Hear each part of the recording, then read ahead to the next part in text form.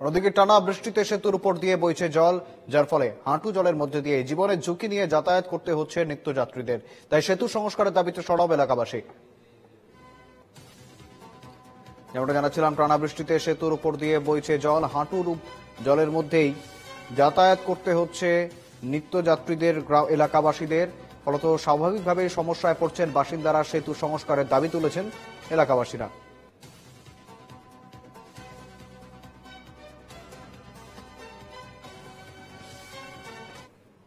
সামান্য একটু বৃষ্টি বেশি হলেই এই জল যন্ত্রণায় ভোগ করতে হয়।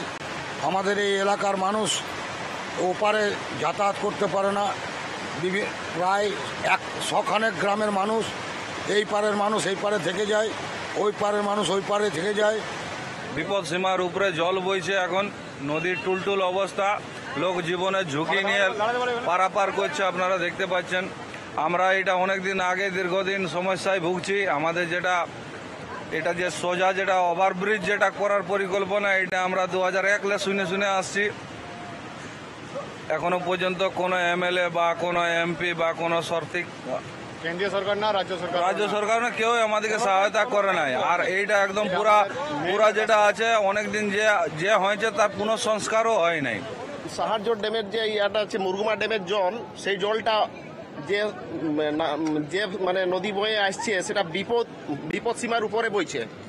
এবং যে একমাত্র ঝালদা এবং বেগুনকুদরের মাঝের যে রাস্তা, সেই রাস্তার মাঝে যে রাস্তাটা আছে, একটা সেতু আছে, সেই সেতুটার উপর দিয়ে প্রায় 1 কোমর উপরে জল যাচ্ছে, যার ফলে গাড়ি ঘোড়া দুদিকে এলেই বন্ধ হয়ে আছে।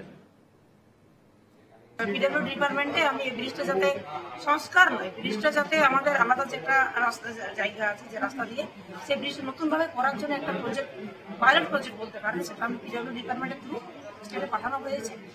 ওটা আমাদের সবকিছু প্রসেস রেডি, তো ওটা এসেন্সিয়াল হলেই আমরা নতুনভাবে ব্রিজটা করার একটা চেষ্টা চালু রয়েছে। সঙ্গে রয়েছেন প্রতিনিধি দুর্বাদল চন্দ্র। দুর্বাদল, কার্যত সেতু সংস্কারের দাবি তুলেছেন এলাকাবাসীরা, পাল্টা প্রশাসনের তরফ থেকে ঠিক কি আশ্বাস দেওয়া হচ্ছে?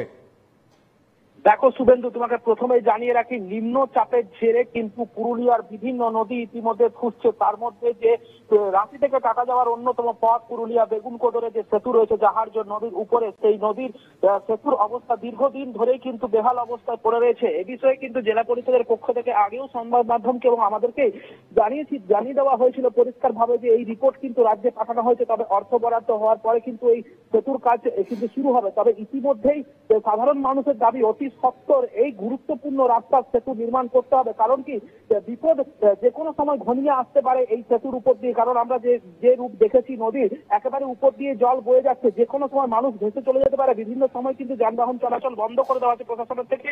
এই নিয়ে কিন্তু বারংবার প্রশাসনের দ্বারস্থ হচ্ছেন তারা, কিন্তু বারে বারে শুধু আশ্বাসই পাচ্ছেন। কিন্তু এই বিষয়ে কিন্তু প্রশাসনের তরফ থেকে সেতু নির্মাণ বা সেতু তৈরি করা শুধু আশ্বাস দেওয়া হচ্ছে, এখনো পর্যন্ত নির্মাণ করা হয়নি।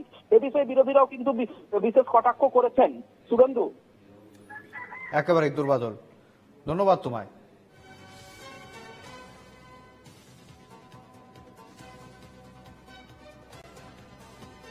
যেমনটা জানাচ্ছিলেন আমাদের প্রতিনিধি, অর্থাৎ ইতিমধ্যেই প্রশাসনের তরফ থেকে আশ্বাস কিন্তু দেওয়া হয়েছে।